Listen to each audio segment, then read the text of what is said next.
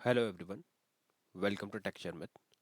आज के सेशन में हम क्यू शेल और सीएल प्रोग्राम से रिलेटेड एक और टॉपिक कवर करेंगे, जिसमें हम देखेंगे कि किस तरह से हम हमारी डायरेक्टरी को चेंज कर सकते हैं। विच मीन्स, अगर आप किसी भी प्रेजेंट वर्किंग डायरेक्टरी में वर्क कर रहे हो और आपको उसकी जगह कोई और डायरेक्टरी आपकी सेट करनी है, तो वो हम कैसे करेंगे, है ना। तो ये हमारा प्रोसेस होगा जो आज हम समझने वाले हैं।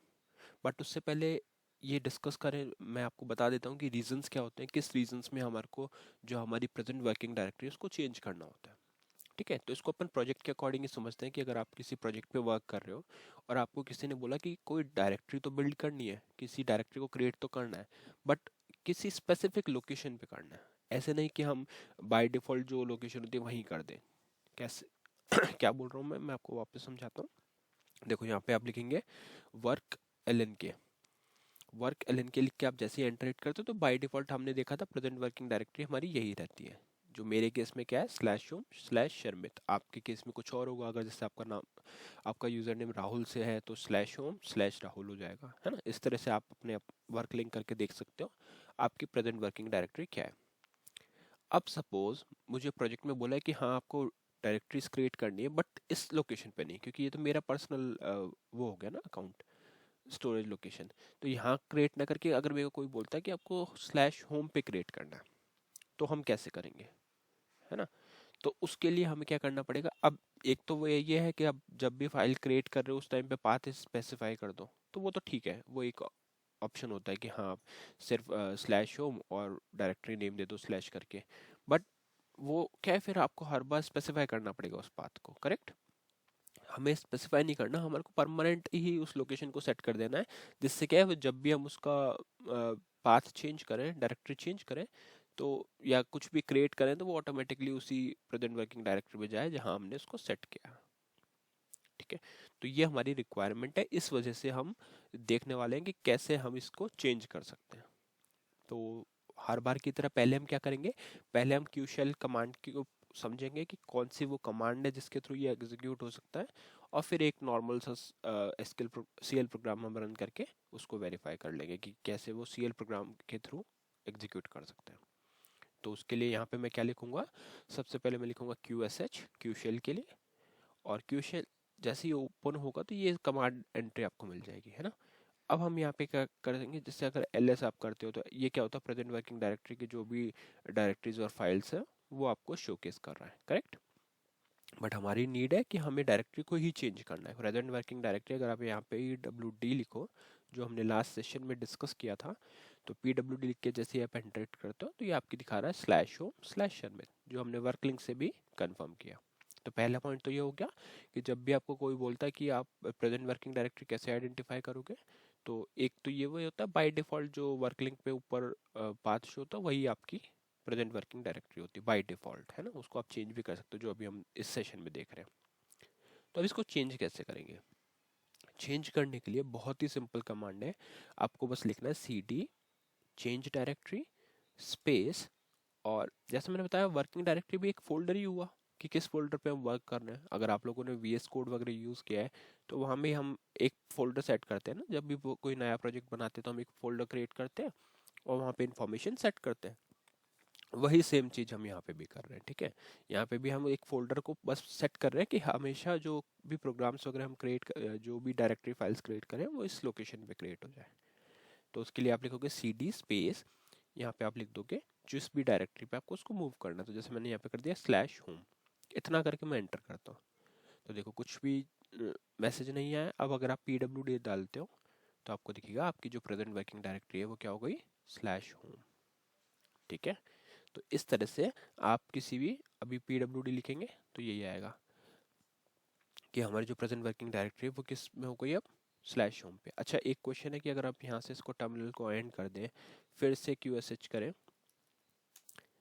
और फिर से PWD करें, तो क्या आएगा, वापस से वही आ गया। ऐसा क्यों, क्योंकि वो सेशन के लिए था, है ना। आप यहाँ देखोगे जब हम डिस्कनेक्ट करते हैं तो वो एक पूरे क्रूशियल सेशन को डिस्कनेक्ट करते हैं, तो उस केस में वो चेंज हो जाएगा वापस से। तो अगर सपोज आप फर्स्ट टाइम सेशन लॉगिन कर रहे हो तो आप यहाँ लिखोगे CD स्लैश होम और एंटर। अब उसके बाद में आप जितने बार भी PWD करोगे तो वो आपका स्लैश होम ही शो करेगा जब तक आपने सेशन टर्न ऑफ नहीं किया। क्यू शेल का जब तक सेशन टर्न ऑफ नहीं होगा तब तक ये वही शो करेगा। ठीक है, तो इस वजह से हम cd को इस ऐसे यूज करते हैं। मतलब cd क्या होगा, चेंज डायरेक्टरी। तो सिंपल सा सिंटेक्स है, cd लिखना है, स्पेस देना है, स्लैश होम लिखना है, या जो भी आपका पाथ है उसको आप स्पेसिफाई कर सकते हो। अभी अगर जैसे हम यहाँ पे ls करते हैं तो ये देखो सब चेंज हो गया। पहले ls में ये सब नहीं आ रहा था, वो रीज़न ये था क्योंकि पहले हम ls कर रहे थे स्लैश होम स्लैश शर्मित पे, अभी हम कर रहे हैं स्लैश होम पे खाली। तो यहाँ पे ls चेंज हो चुका है।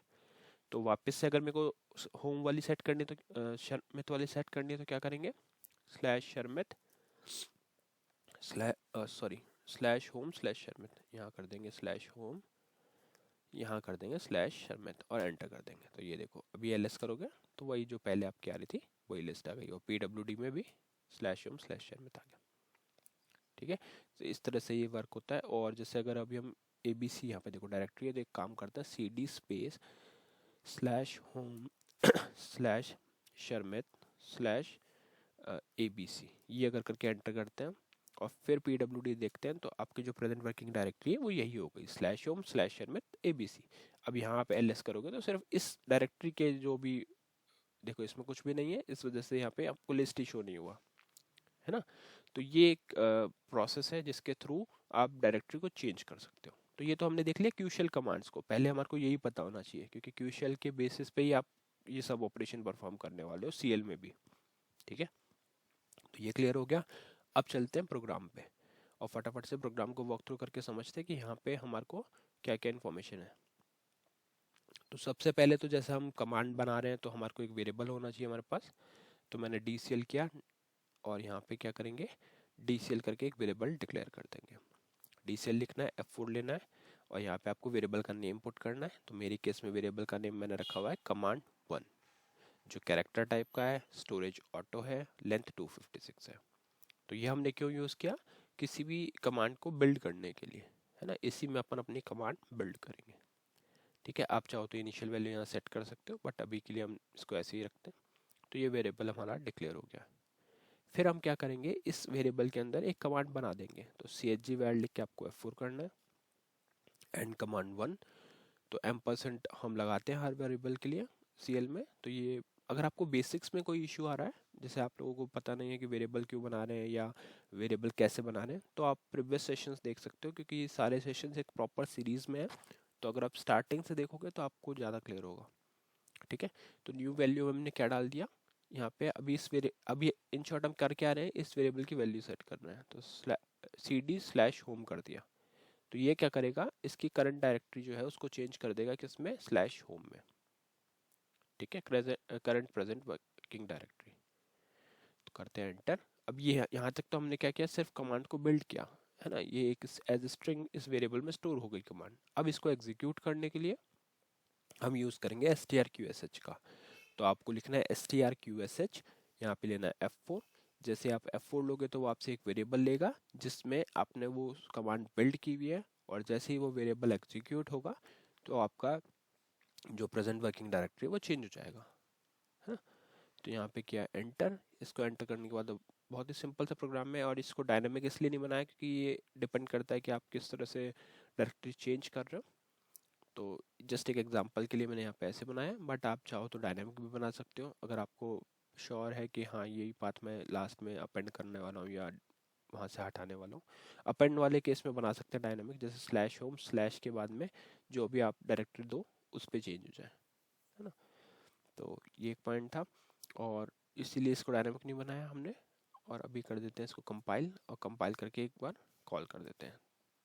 और आप चाहो तो एक चीज़ और इसमें हम कर सकते हैं, जैसे जस्ट एक मैसेज शो करने के लिए यहाँ पे हम लिख देंगे sndpgm_msg sndpgm_msg। F4 लेंगे, F4 लेने के बाद में यहाँ पे प्रिंट करेंगे डायरेक्टरी चेंज्ड। ठीक है, बस ये एक जस्ट एक मैसेज शो करने के लिए। और जैसे मैंने आपको बताया था सेशन के बाद में वो अपने आप चेंज हो जाएगा, तो वो कोई प्रॉब्लम नहीं है। ओवरऑल हमने देख लिया। अब इसको करते हैं कॉल। तो ये देखो डायरेक्टरी चेंज आ गया, मतलब वो डायरेक्टरी चेंज हो गई है। बट अगर आप QSH में जाके आप देखोगे तो वो आपको वापस से वही दिखाएगा क्योंकि सेशन हमने नया स्टार्ट कर दिया ना, ये होता है।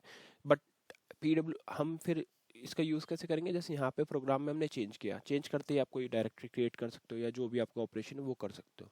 फिर उसके बाद में वापस बाहर आओगे तो वो नॉर्मल जो डिफ़ॉल्ट है वो सेट हो जाएगी। ठीक है, तो इस सेशन के लिए इतना ही था। नेक्स्ट सेशन में हम बाकी टॉपिक डिस्कस करेंगे। So thank you for watching texture में।